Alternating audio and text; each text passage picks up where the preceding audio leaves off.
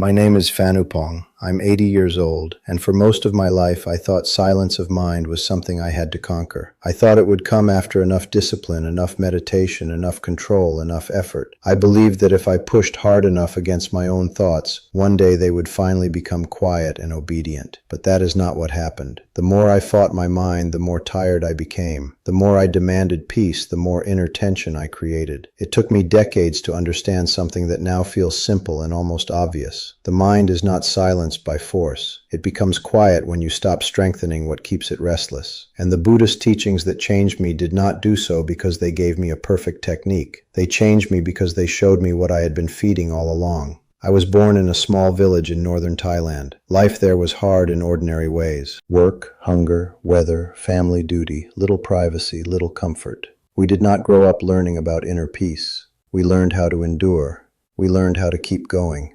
We learned how to carry what came.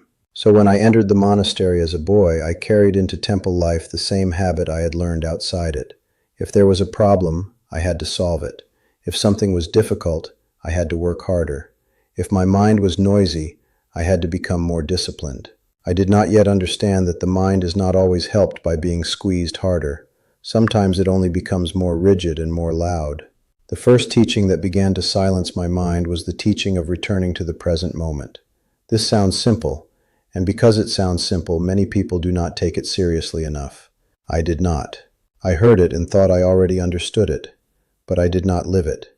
My body was always in one place and my mind in another.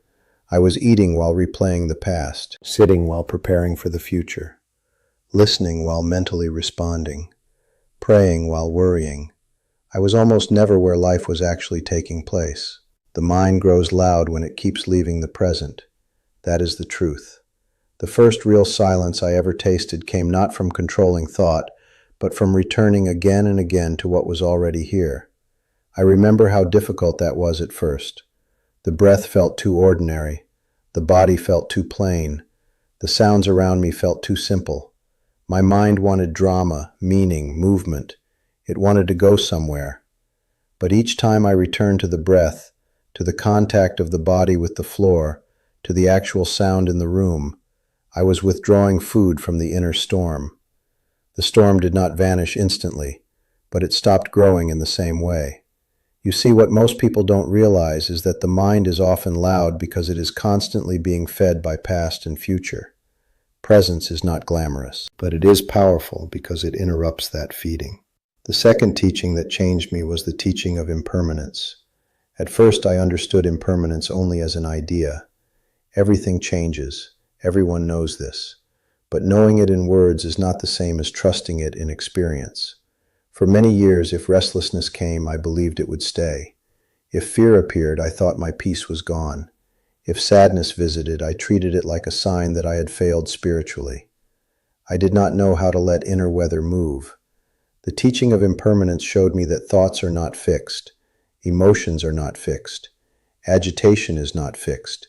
Even confusion changes if I stop gripping it. Once I began to trust the changing nature of the mind instead of panicking every time it moved, my relationship to inner noise changed. Silence began not because nothing arose, but because I no longer turned every rising thought into a crisis. The third teaching was non-attachment. This one cut deep because I discovered I was attached to many things I had called spiritual. I was attached to being calm, attached to looking composed, attached to being seen as disciplined, attached to the image of myself as someone progressing nicely. And when any of those things were disturbed, my mind became noisy. It defended, it compared, it judged. I thought attachment was about money, possessions, family, worldly things. I did not see that I was also attached to states of mind and images of self. The teaching on non-attachment did not make me indifferent.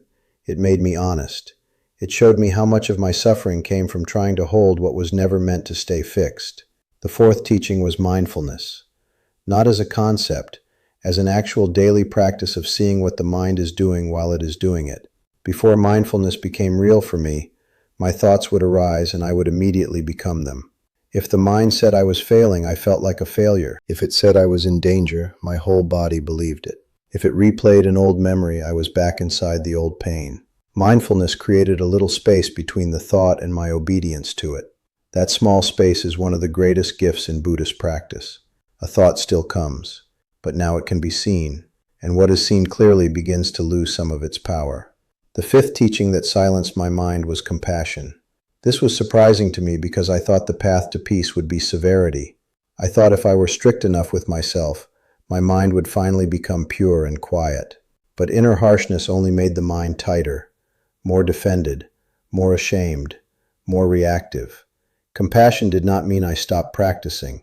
It meant I stopped turning every difficult thought into a moral failure. It meant I stopped attacking my own humanity. A frightened mind does not become peaceful because you punish it.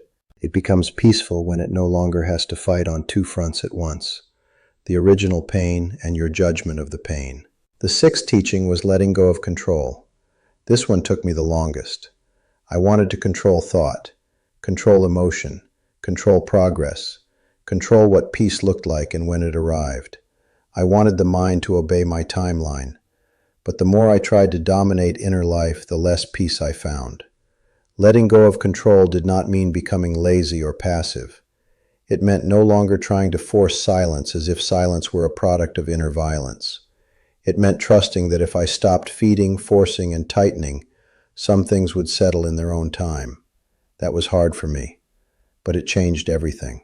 There was a period in my 70s when these teachings finally came together not as ideas, but as lived understanding. I had gone through a season of loss, uncertainty, and aging. My body was slower. My mind was touched by old memories. I felt less certain about many things. And one morning I woke up with the familiar inner noise already moving before I even opened my eyes. In earlier years, I would have fought it. I would have sat with the goal of defeating it. But that morning I did something else. I returned to the breath. I remembered impermanence. I did not cling to the idea that calm must come immediately. I watched the thoughts without entering all of them. I met myself with gentleness. I stopped trying to control the weather. And slowly, very quietly, the mind softened. That moment changed me because I saw clearly that silence was not something I create by force. It is something I stop interfering with. You know what surprised me most? True silence did not feel dramatic. It felt ordinary, natural, as if it had been underneath everything all along and I had simply been too busy feeding the surface noise to notice it.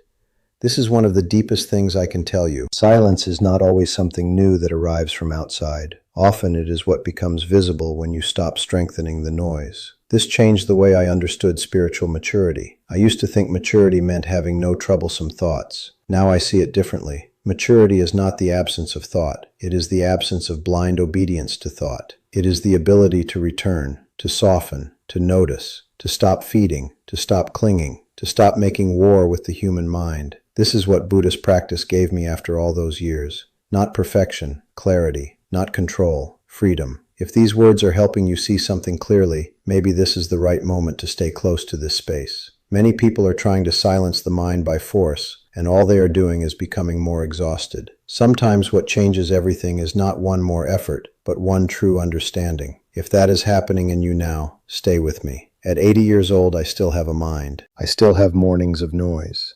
I still have old patterns that try to return. But they do not own me the same way because I know now how to stop feeding them. I know how to come back. And in that coming back, peace is no longer a distant reward. It becomes a living possibility. Tell me in the comments which of these 6 teachings your mind needs most right now.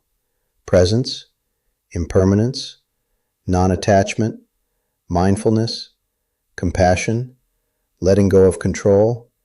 I would truly like to know. And if this message gave you something meaningful today, subscribe and leave a like so it can quietly reach someone else whose mind has been waiting for this kind of truth.